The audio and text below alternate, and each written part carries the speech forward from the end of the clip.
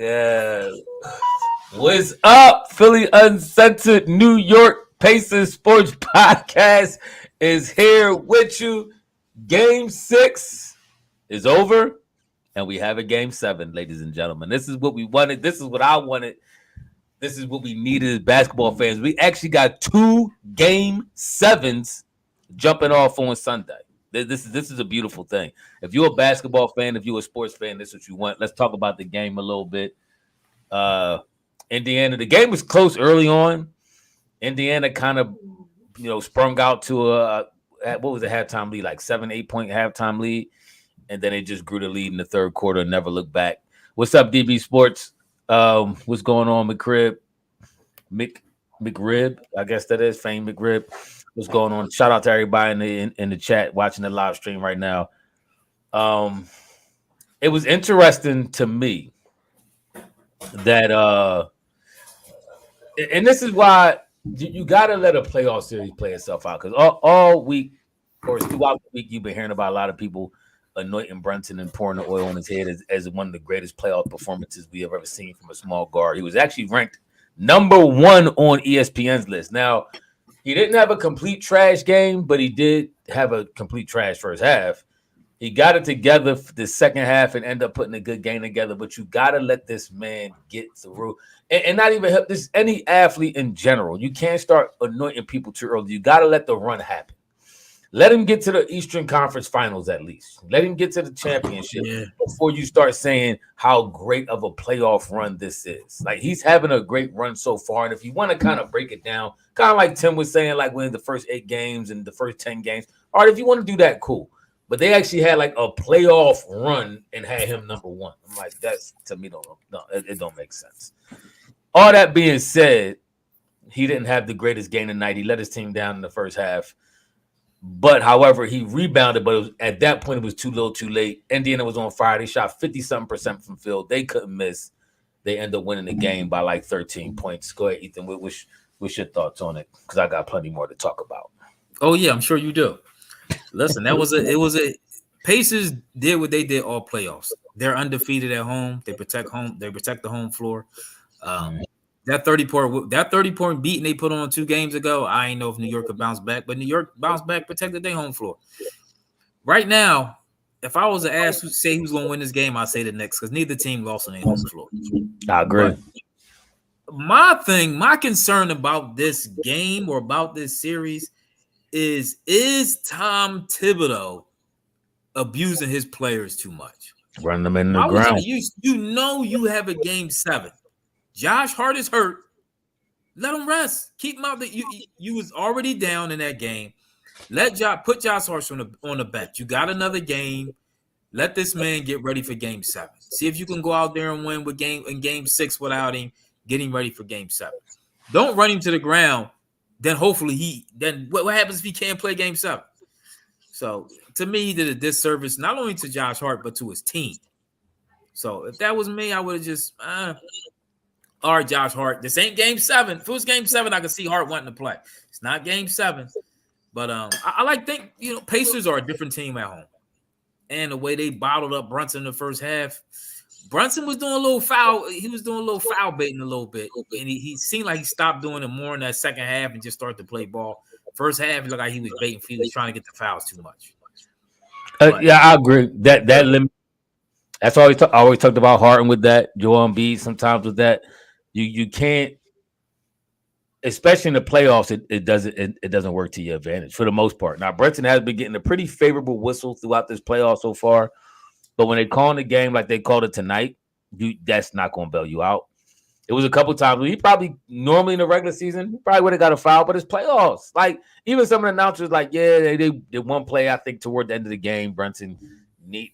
Smith was all on him and kind of fouled him. It's like, that could have been a foul. It's like it's playoff basketball.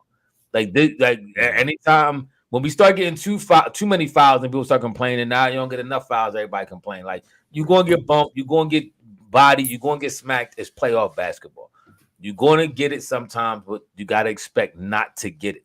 And when you play expected not to get it, I personally feel you play better. When you start fishing for the foul, you don't get it. Then you start missing. You start getting frustrated, getting your own head, blah, blah, blah. Next thing you know, game over. you having a bad game. He did figure it out. He got it together. Excellent game. But I do agree with you. I do agree with that too, Mr. Wing. Seeing Halliburton playing for another team where we could have had him is actually very frustrating. But I do agree with you, Ethan.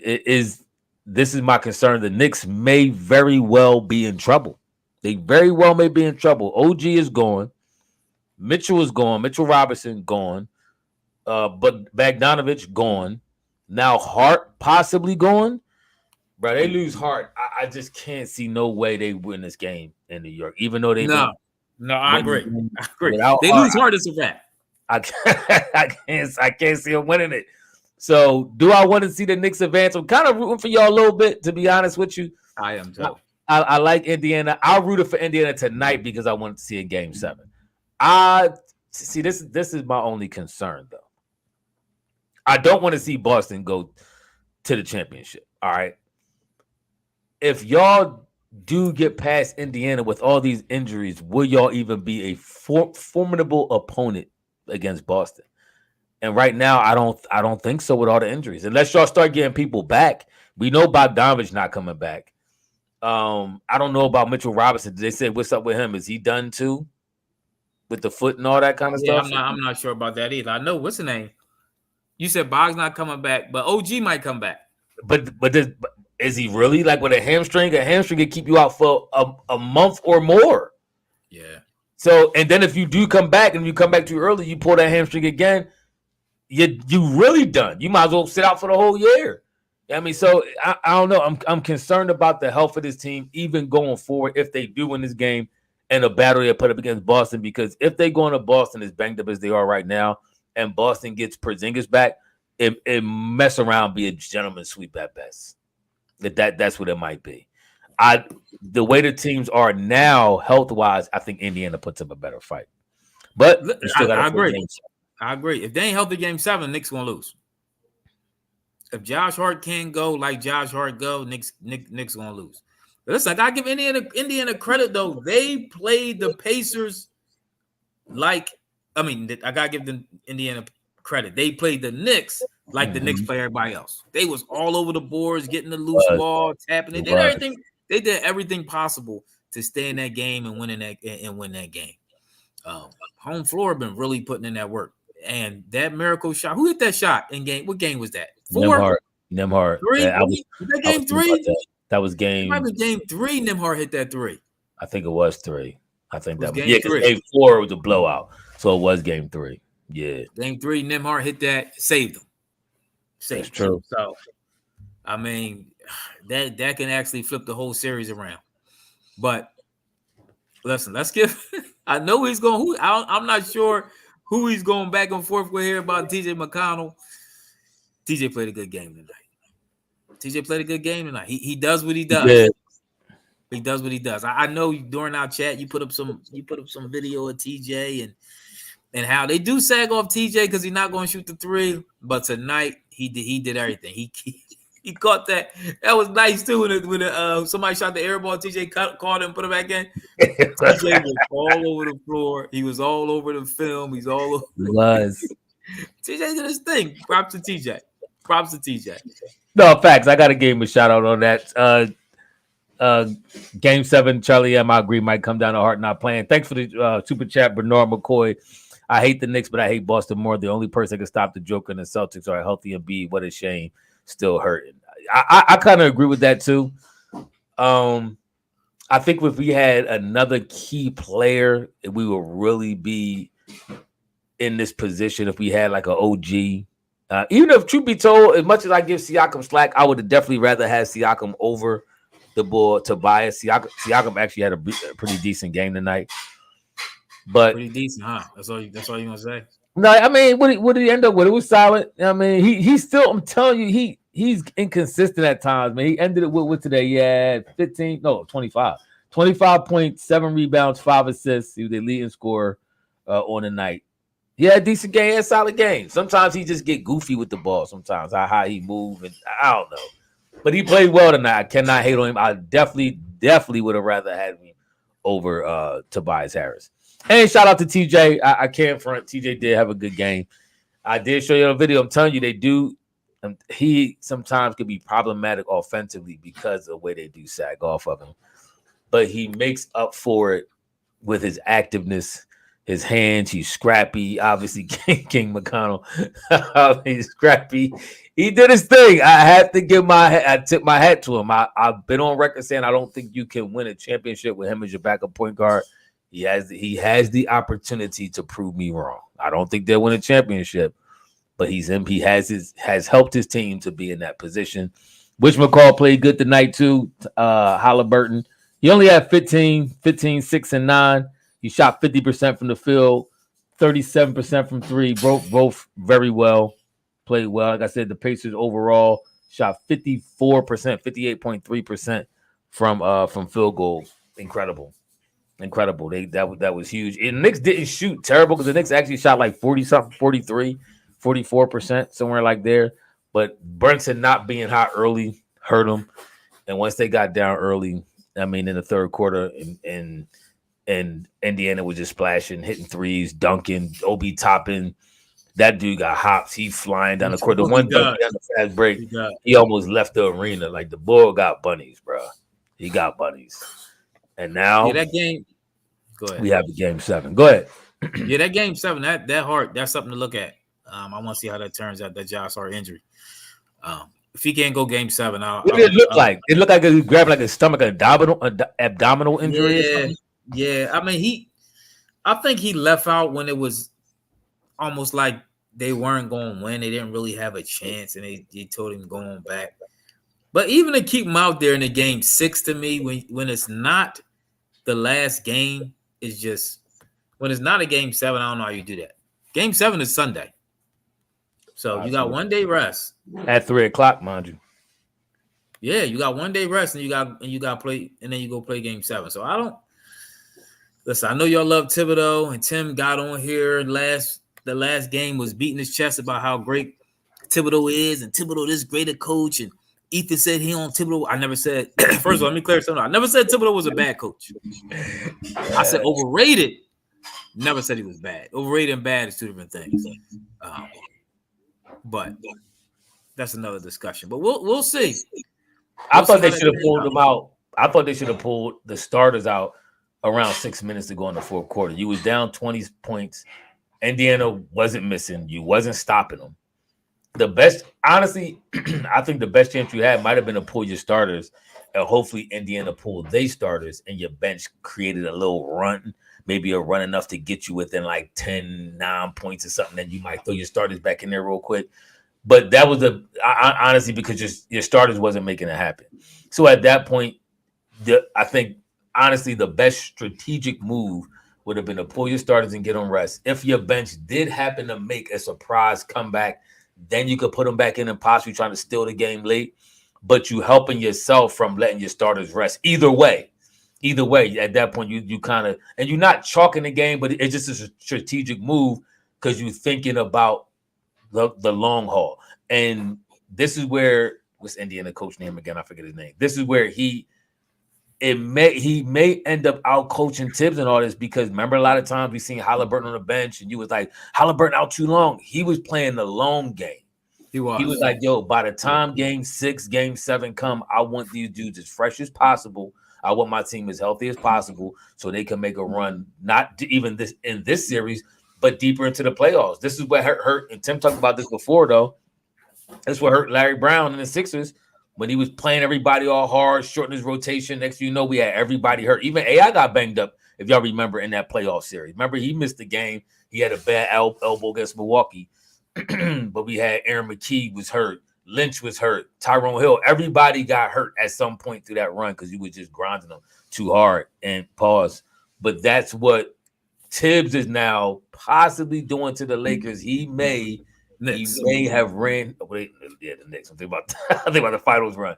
He may have ran his team into the ground, and it may cost him game 7. We're gonna find out.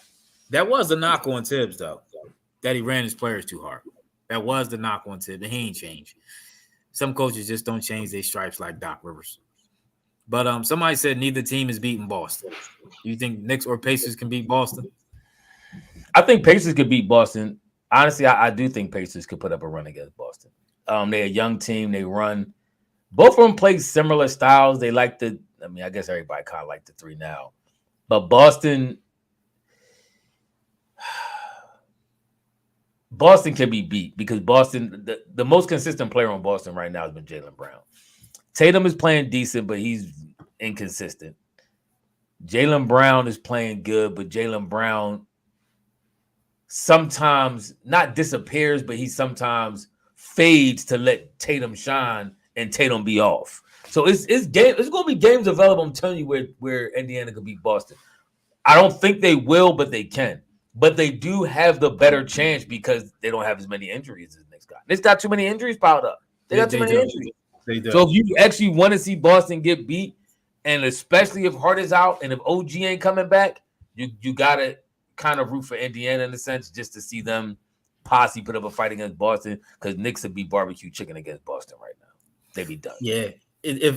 With the injuries. If Knicks can beat the Pacers are just two different teams on the road, and that's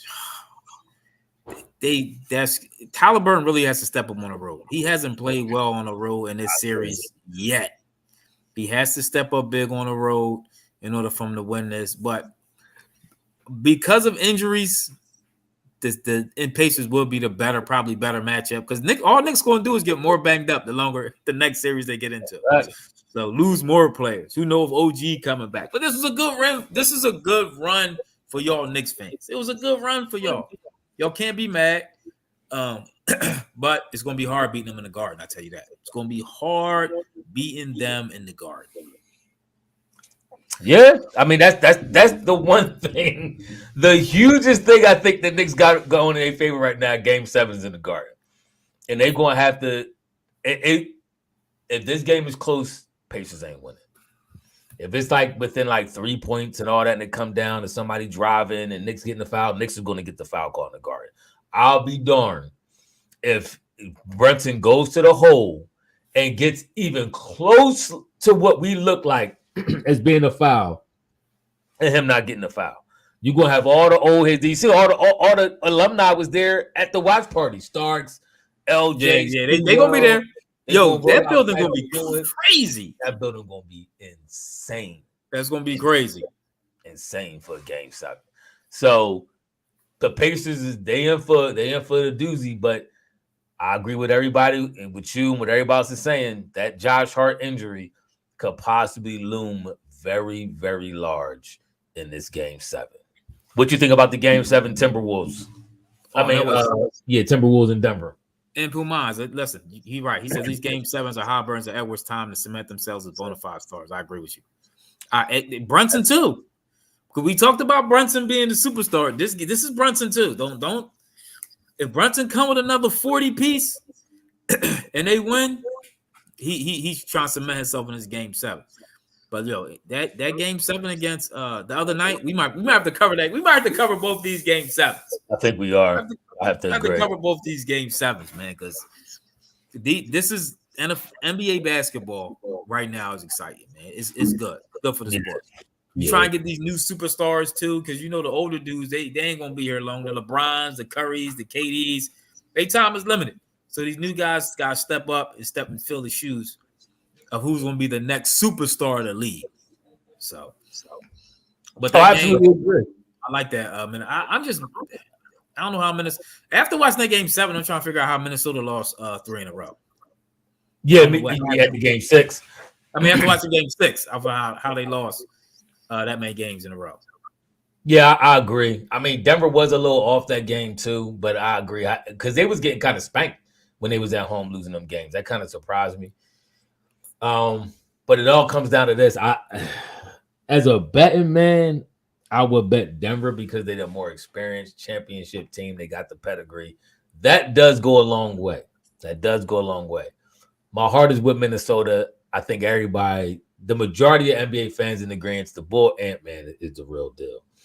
You would like to see his star ascending right now, but he young. He still got time. I mean, if it don't happen this year, he gonna be back for sure. But I would like to see them get to the Western Conference Finals and play. Who is? I think Dallas and which one call play tomorrow, right?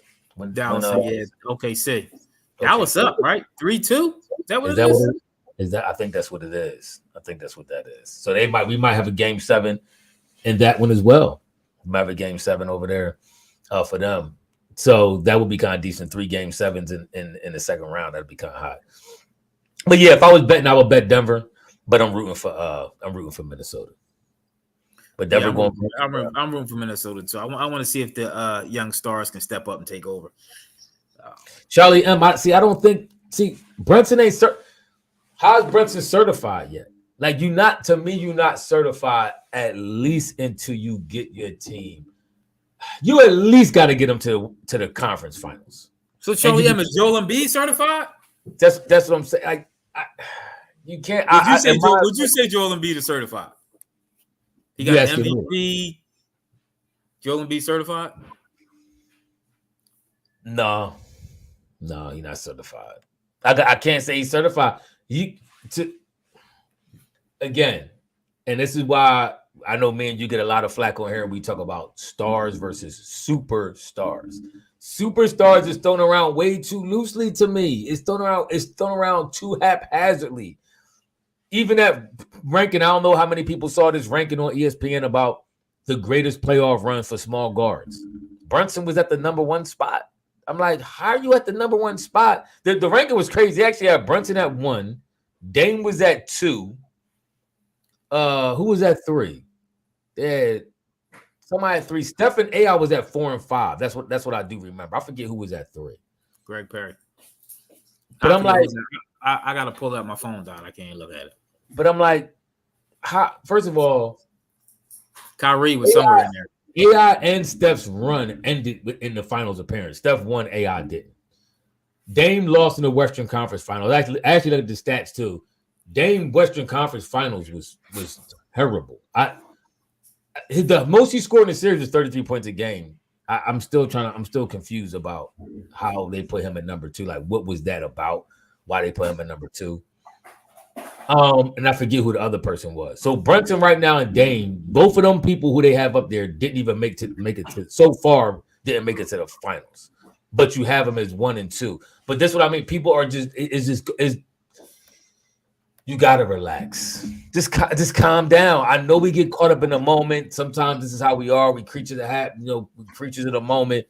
It's like when something crazy happened, the first thing people want to do is panic and scream, and then you look back at it like, "Dang, I probably should have been a little bit more calm in that situation." This is it. This is that situation. People getting, oh man, it's the greatest thing I've ever seen, and he ain't do that yet. He ain't really accomplished nothing yet for me to say he's certified. So same thing with Halliburton. Are we going to say Halliburton certified? Right now they're in the same position. Now Brunson been playing better all around games, but they're still in the same position. And they both the leaders of their team. So, we'll see. We'll see where it all ends up. But Embiid ain't certified, in my opinion, because you got to do it in the playoffs. And Brunson ain't certified because he ain't get to the next round yet. You get to the it's hard for B because you ain't get your team out the second round of playoffs in 10 years. This is Brunson's first time having his team.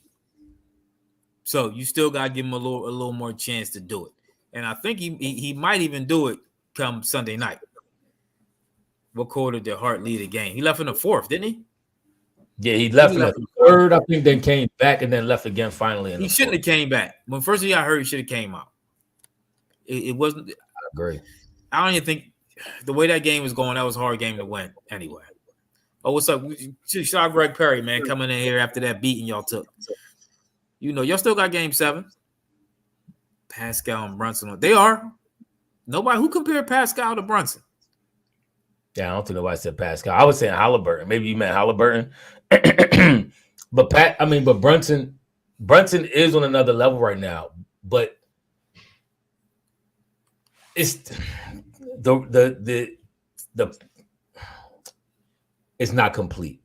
You got to complete a little bit more of this journey before I start putting anointing oil on your head. I can't. Me personally, I can't do it. I'm not saying that you can't argue for it. I'm not saying that it ain't a lane for some people to say, yeah, put the stamp on it, he balling. Yes, he's balling, but it's level. What's the phrase everybody say? It's levels to this. It is indeed levels to this. So if you most people, and this was funny to me, that when people talk about LeBron and Curry and Jordan and Kobe, it always ends with wins, rings, titles. That's the most thing that dominates the conversation. So I'm not even going that far to talk about titles here. All I'm going is to say, get your team to that next level. Get your team to the Eastern Conference Finals or get your team to the finals. Then we can start talking about, okay, now you have a more complete body of work to judge it on. The body of work is not complete enough for me. Get your cat. Get out of there. Yeah, get that cat out of there. The body of work ain't complete enough to me. Vision says it's Howie's vision. We're all just living in it. Okay, Howie Vision, that's what I'm going to call you. Howie Vision said, forget the Knicks getting the taste of their own medicine. Refs can't save them this time. Better hope for one of those magical Brents of 40-plus nights. Oh, Kyrie was second place on the list? Okay, all right, Tim comment. Kyrie, okay, that must be the finals run. He had a great finals run, but see, I can't. All right, that's okay. Now, maybe my Curry bias is going to creep into this a little bit, and that's the year they won. Okay. How can you put a dude on the list who's not the number one player of the team? Yeah, I agree with that. I agree. He has to be the boy. He has to be the guy that carries the team. I definitely agree with that. Okay. All right. See, that kind of feels like a LeBron slight. You just reaching, man. You just reaching for people. Where's Isaiah Thomas? I'm about to ask that too. Where's Zeke? He got 2 championships. He probably should have had 3. They should have 3-peated when they gagged him that year against the Lakers. Yeah. So what are we talking? This what I mean. This is what I mean by these lists. People they get so caught up on these. It's unbelievable, man. Like you know the year they put. The funny thing is, I'm gonna give you a little fun fact, as they say, right? That year that they got Dame on 2019, and he went to the Western Conference Finals. You know who they lost to? They lost to Golden State in 4 games. Curry had the highest average ever in a 4-game sweep. He averaged 36 points a game in that series. He shot 44% from 2 and 43% from 3. He averaged almost a triple-double. He had 8 rebounds and 7 assists. He had a masterful performance in 4 games. But you got Dame on this list in 2018 as number 2. Come on, man. Like, this doesn't even make no sense. And they went to the final. Went to the finals that year. Dame was number 3. Kyrie was number 2. AI should have been over Dame and Kyrie. Yes. Dame didn't take his team to the finals, and Kyrie was on a LeBron-led team. But, you know. In all honesty, it should have been Steph, AI, Dame, then Brunson. And if you want to put Kyrie on the list, Kyrie is 5. No. Well, I mean, out of those 5, I'm saying. Okay, all right. Out of those 5. Isaiah Thomas should be up there. I don't understand Isaiah Thomas slander. I absolutely agree with that. I'm just saying, if you want to go those 5, that's the way those 5 should have been listed. Steph he carried his team and won the finals. AI got his team to the finals. So it got to be Steph, AI, or if you want to say if AI had a better team, he probably could have won. You could go AI, Steph. I'm not even arguing that. Either one of them 2, 1 and 2. Then you got to go Dame 3 at this point in time because Dame took his team to the Western Conference Finals, even though they got swept. And then you got to go Brunson, Kyrie, because Brunson's actually leading his team, and Kyrie was the Robin to LeBron's Batman. So that's all I'm saying. All right, since we got a few more minutes before we end, let's talk about a topic that we talked about, but you wasn't here. But I know you want to chime in on it. Go ahead. It's a big topic going around about can 30 basketball players, NBA players, jump into the NFL. Y'all talked about that on this? We talked about that a couple. One you ain't come. We chatted about it a little bit. Okay. 30 NFL players playing the NBA right now, or can 30? No. He said 30 NBA players can play in the NFL right now. No, and it's all right. You also have to factor in what does he mean play? Like, does he mean having an impact, being a starter? No. Can 30 players maybe make a roster? I still don't say no, but that's more of a reach. I mean, that's more of a possibility because you have so many roster spots on the NFL team. But I'm gonna say no. The best argument. It was funny. I know you listened to Cam Newton when he talked about that. You listened to Cam. You sent that. I think you sent that. Yeah. He made good points. He did make some good points. The one thing I thought it was 2 things I thought he said that was pretty funny. what he said when he was a young boy, he would have said yeah, but now the older, mature him is looking back and saying no, that he's definitely out of pocket for saying that. But one thing he said that was true to me that kind of really, I was already saying no, but it kind of shifted my argument to say no altogether, is when he talked about the amount of people who really want to play football. Like, it's a different mindset. I know we talked about mindset before, but when you want, most people ain't, if you watch a football game and you see a wide receiver go across the middle and get smoked by a DB, most people don't got that heart to go want to play football like that. Like, it's a different thought process to actually go out there, pad up, possibly go across the middle and get smoked, be a running back getting hit, or even throwing your body into somebody as a defensive player. Like, that's not an easy thing to do neither. People think, oh, I'm just tackling somebody. Nah, in the NFL, you talking about running backs like McCaffrey, Saquon. Yeah, Saquon. They trying to run you over. What's his name? From Houston. He on Ravens now. Exactly. Derrick Henry. Come on, man. How many people, how many basketball players is trying to get down in the squat tackle position and take Derrick Henry coming down through the middle of the lane, through the middle, right through the middle of a hole? Nah, it ain't happening. It is a certain type mindset. Most people ain't putting their life on that type of line. 16 games out of, or 17 games out of a year, and saying they could do that. Nah, it's not happening. It's not happening. I agree, Charlie. And football players got a whole nother mentality. You gotta have a different mentality. What was your thoughts on it?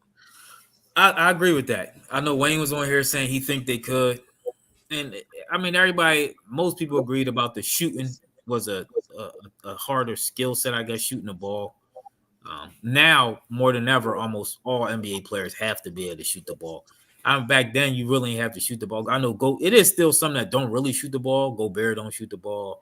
There's a couple players that don't really shoot the ball, but you do shooting is a skill set. But no, I don't think. And you asked earlier, Cam Newton, he said these are athletes. Can they make a roster? Probably. Can they be a skill impact player? No.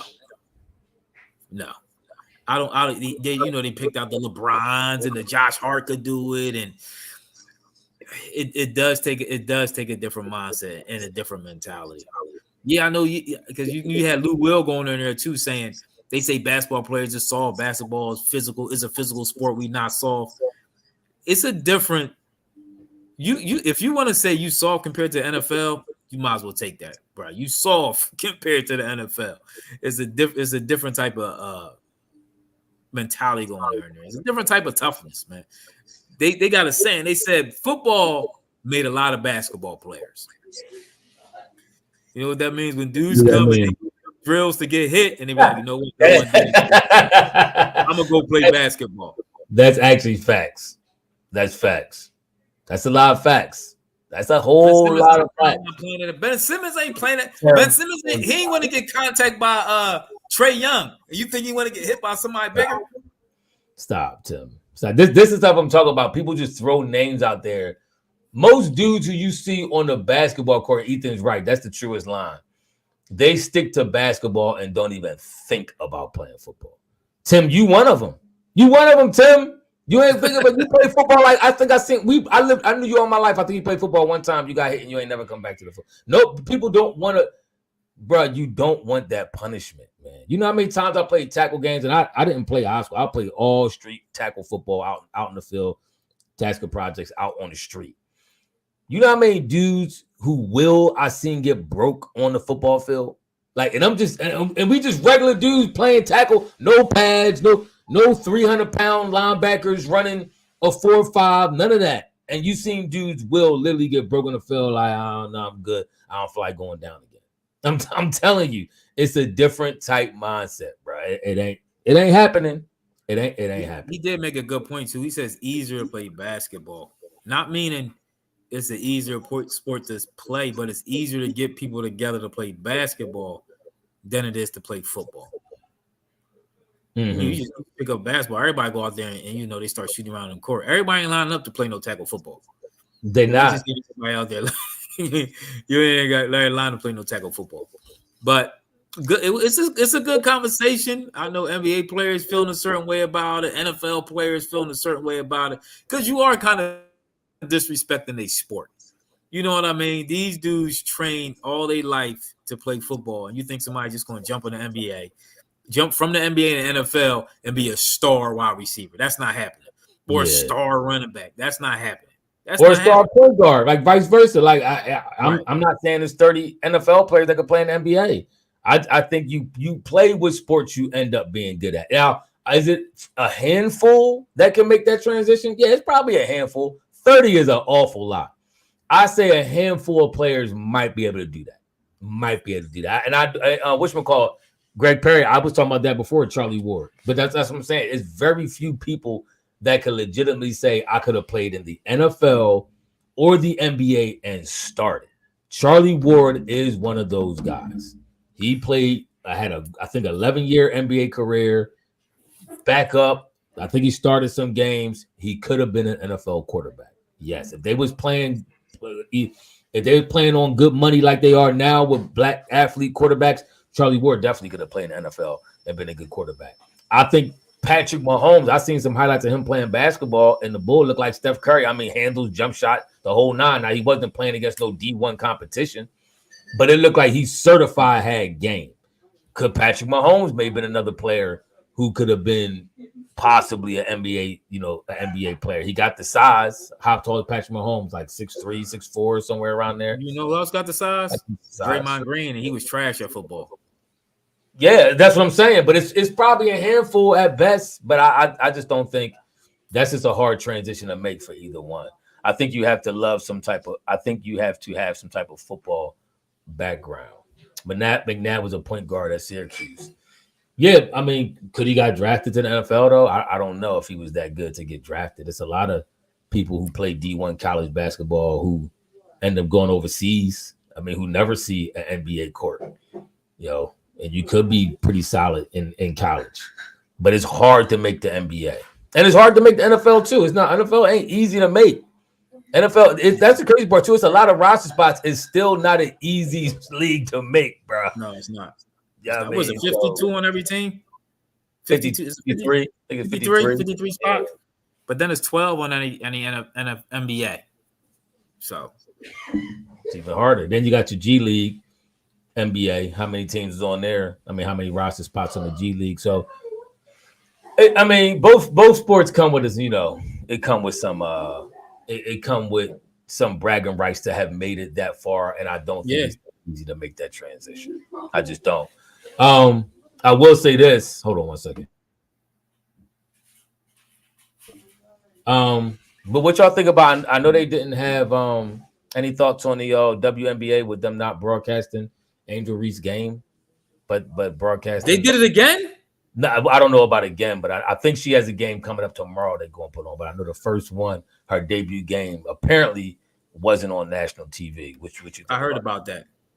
But I agree with the guy that said the WNBA needs to get behind Caitlin Clark. Okay. That was Jeff Teague. And absolutely. And the players need to get behind her. She's the face of the sport. I think everybody watching to see her. They'll get to see everybody else, but listen, let the superstar be a superstar. She's gonna have to get the Michael Jordan treatment. The league gonna have to do her like the league did Jordan to make the NBA pop.